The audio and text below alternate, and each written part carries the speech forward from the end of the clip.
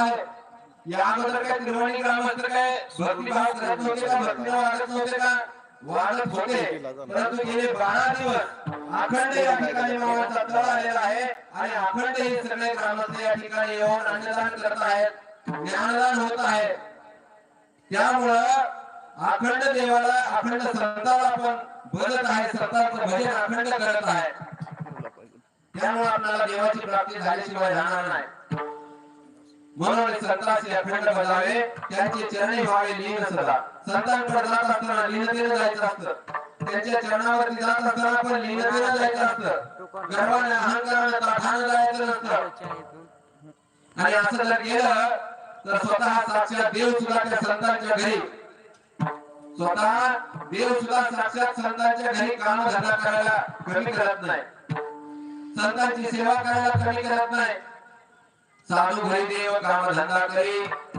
आणि त्या साधू संतांना जर काम करत असताना काही त्रास झाला, उन्हातानाचा त्रास झाला, प्रापंचिक त्रास झाला, तर तो स्वतःचा पितांबर काढून त्या संतांच्या वरती सावली करतो, छाया करतो.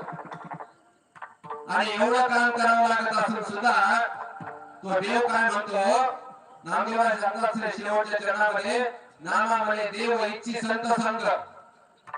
देव काय करतो, संतांच्या संघाची इच्छा करतो, संतांबरोबर राहणं त्याला आवडतं.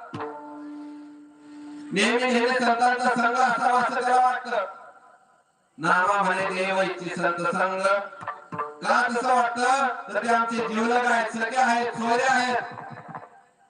म्हणून संतांना अखंड बघायचं आहे, त्यांच्या चरणावरती नतमस्तक व्हायचं, लीन व्हायचं आहे.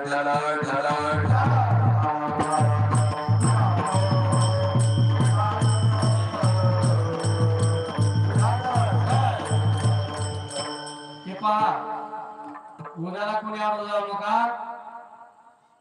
मूद घालायचा आहे, उदाला आवड जाऊ नका, बाप्पाला दुष्ट होऊ नका, दर्शनला बंद करून ठेवा. आपण अभंगाचा जो सरळ सरळ अर्थ आहे मी तुमच्या समोर मांडला. असा नियम आहे की संप्रदायामध्ये कीर्तनकाराने जो अभंग घेतलेला आहे तो अभंग सोडवला पाहिजे. परंतु आपल्याकडे वेळेच्या अभावी म्हणा किंवा मी एवढा ज्ञानी नाही की त्या अभंगाला सोडवेल इतपत माझ्याकडे ज्ञान नाही. मी काय खरंच एवढा मोठा कीर्तनकार नाही. परंतु मला एक खात्री आहे की त्या अभंगामध्ये एवढी ताकद आहे, एवढी ताकद आहे की तुम्हाला साधू संतांना नाही, तुम्हाला सर्व भक्तांना अभंग मात्र निश्चितपणे सोडवेल याची मी गॅरंटी देतो. त्यामुळे आपण काय त्या अभंगाला सोडवणार आहे. असो, यापुढं मामा जशी मला बुद्धी देते त्याप्रमाणे मी चिंतन करण्याचा प्रयत्न करेन. महाराष्ट्र ही संतांची भूमी आहे. महाराष्ट्र ही संतांची भूमी आहे. या अगोदर या महाराष्ट्राच्या मातीवर कितीतरी संत होऊन गेले.